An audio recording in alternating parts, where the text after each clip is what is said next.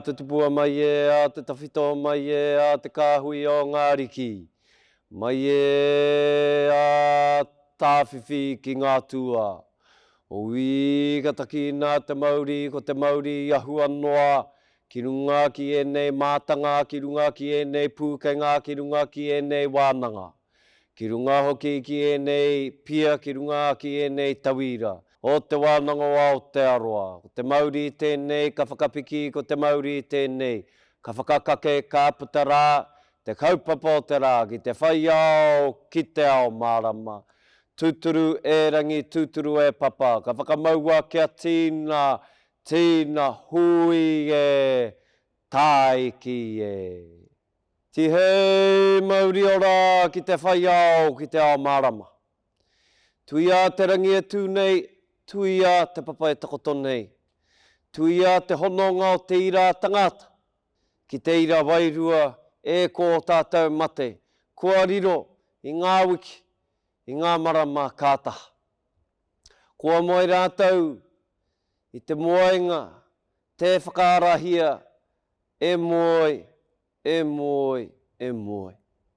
Ko tātou rā tēnei, ko te hungora. Ko whaiti mai nei ki tēnei hui huinga a tātou i te rānei. Te iti, te rahi, te tī, te tā, nau mai, haere mai, nau mai, haere mai, nau mai, haere mai. Haere mai rā i runga i te karanga o te rā. E ko te karanga tēnei o te wānanga o Aotearoa. Kia koutou ki ngā whānau, kia koutou ki ngā tauira, kia koutou ngā tini kārangaranga maha, kei wainga nui a koutou. Haere mai ki tēnei rā e whakawhiwhi ai koutou te hunga tauira ki ngā tohu. I whae ai e koutou i te tau ka mahue, i ngā tau ka mahue nei. Koe ke rā ki tēnei taumata, ki tēnei rā nui, anei te reo oha, te reo whakamihi o te wānanga o Aotearoa, e rere atu nei kia koutou. Tēnā koutou e ngā whānau, koutou i tautoko i ngā tauira, i tēnei hikoe ā rātou. Nā koutou rātou i whakatuara, nā koutou rātou i manaki, nā koutou rātou i tautoko. I roto i tēnei hikoetanga me mihi koutou kātika. Nō reira haere mai tātou katoa i tēnei rā, kia kotahi te whakanuitanga, tēnei kā mihi, tēnei kā mihi, tēnā koutou, tēnā koutou, tēnā tātou katoa.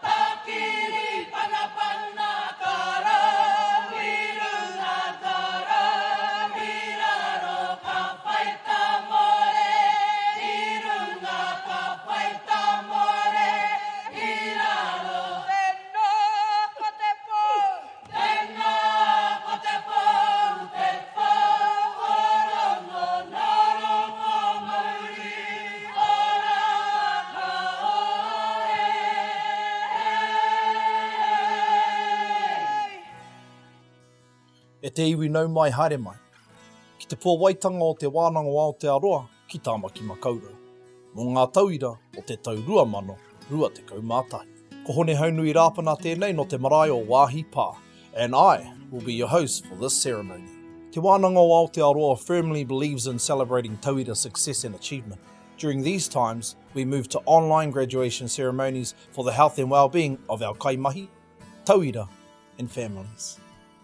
Before we move into presentations and acknowledge our graduates today, we have a special guest that would like to share a few words with you.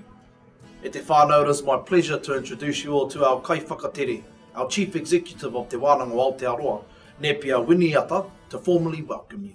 He mihi tēnei ki a koutou, ngā ahonga kua tai atu ki te tihi o te maunga mātauranga. Ka mau te wehi ki a koutou. One of the things I loved most about working for Te Wānanga o Aotearoa is our graduation ceremonies, where we get to celebrate your success alongside your whānau and friends, even in a virtual environment like today. We are saddened that we can't celebrate in person, but we are doing whatever we can to contribute to this continued safety of our communities across the motu. Graduation is a special occasion and something you should take immense pride in. You've worked hard and deserve to celebrate your achievement, particularly with the challenges you've faced in the last year.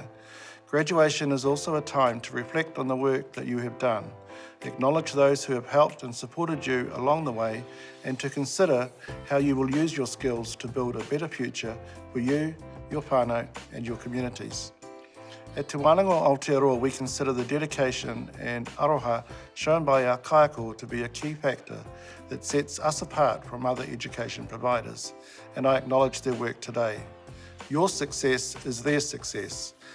Ka nui te mihi ki tēnā ki tēnā o koutou. We also believe in our vision of whānau transformation through education, and today you make that vision a reality. Our tauira are at the centre of everything we do, and even though for some of you, your journey with us ends today, you will always be part of Te Wānanga o Aotearoa whānau. Your success today will create opportunities for more learning, and I encourage you to embrace those with open arms. We have loved having you study with us and encourage you to consider other learning opportunities that we provide, either for yourself or for others. Help spread the word. Again, I congratulate you on your success and acknowledge the faith you have shown in Te Wānanga o Aotearoa. Ka mutu no iho aku kōrero mo tēnei wā ki o koutou, tēnā koutou, kia ora mai tātou katoa.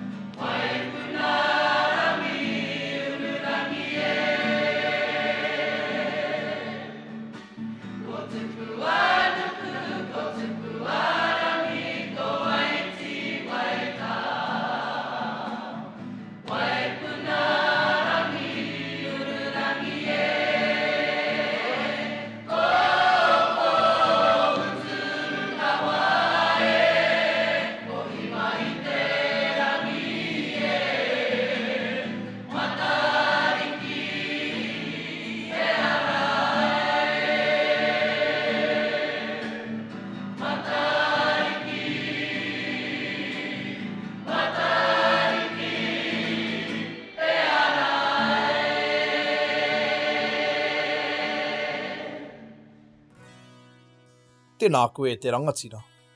Before we commence with presentations, we will cross over to Vanessa Eparaima, Chairperson of the Council, Te Mana Whakahaere, to read the oath for our graduating tauira. Papa ki kawana ngā tai o aroha, rere nei te au o whakamanawa i te moana nui o te ngākau, ki tēnā tai whanga, ki tēnā kuanga wai, ki a koutou e ngā maunga whakahi, e ngā awa whakatere taniwha, tēnā ra koutou katoa. It is my absolute privilege to acknowledge and welcome you all to to today's unique graduation ceremony and to offer my sincere congratulations to you and your whānau on your graduation from Te Wānanga o Aotearoa. As the chair of Te Mana Whakahaere, I take great pride in each and every one of you and the very real changes many of you have made in your lives. You are the embodiment of our vision of whānau transformation through education and our mission of tauira success. This last year has been challenging for us all, but your success today reflects the resilience you have shown in overcoming obstacles and puts you in good stead to face future challenges and to realise future opportunities. Ka nui te mihi ki a koutou. COVID-19 continues to be a significant issue for us all, and at Te Wānanga o Aotearoa, we are regularly reviewing what we do and how we do it to ensure our tauira continue to receive an education rich in mātauranga Māori, whether kanohi ki te kanohi or in an online environment. Today is about you and acknowledging the confidence that you have in yourself and in your ability to design your own future with us in support. We at Te Wānanga o Aotearoa feel very privileged to be a part of your journey and to provide you with the skills and experience through education to move forward with greater confidence in your lives. Well done to you all, and again, my warmest congratulations and have a wonderful day. This celebration is yours. It now gives me great pleasure to read the following oath. I te mana kei runga i au mai i te kaunihera, ara, mai te mana whakahaere o te Wānanga o Aotearoa, me te whakatau a te kaunihera ka tū tēnei ko Vanessa Eparaima, te he mana o te mana whakahaere, ka whakawhiwhi atu i ngā tohu ki ngā tauira kua eke i a rātou ngā paiaru o tēnei wānanga. By the authority vested in me by the Council Te Mana Whakahaere of Te Wānanga o Aotearoa and by resolution of Council, I, Vanessa Eparaima, Chair of Te Mana Whakahaere, award the diplomas and certificates stated to those who have satisfied the requirements of this wānanga. Please honour our graduates with your applause. E ngā kaiako, e ngā tauira, o te reo rangatira ki te Tonga, e mihi ana. We will now present our graduating tauira for He Pī Ka Rere ki te Tonga.